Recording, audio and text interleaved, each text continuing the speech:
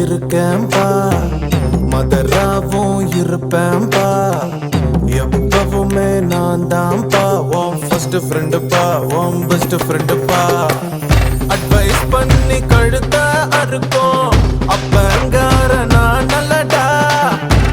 வீட்டுக்கு முதல் பையன் என்னதான் அவ்வளோ செல்லமாக வளர்த்துருந்தாலும் ஜாலியாக இருந்தாலும் அவங்க ஒரு அண்ணா ஆயிட்டாங்க இல்லை ஒரு அக்கா ஆயிட்டாங்க அப்படின்னு வச்சுக்கோங்களேன், அவங்களுக்கு டக்குன்னு ஒரு பொறுப்பு வந்துடும். அது எப்படி வரும்னே தெரியாது.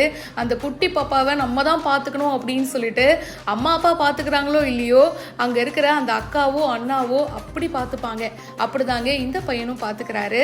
தன்னுடைய தம்பிக்காக அவ்வளோ விஷயமும் இவரே பண்ணுறாரு. அவங்க தம்பிக்கு டயப்பர் போட்டு விடுறது, அதுக்கப்புறமா அவருக்கு சோறு ஊட்டி விடுறது, அதுக்கப்புறம் அவர் தூங்க வைக்கிறதுன்னு அப்படி தாங்குறாரு. அது மட்டும் இல்லாம தம்பிக்காக தாலாட்டு பாட்டும் பாடுறாருங்க. அவருடைய செல்ல வாய்ஸ்ல.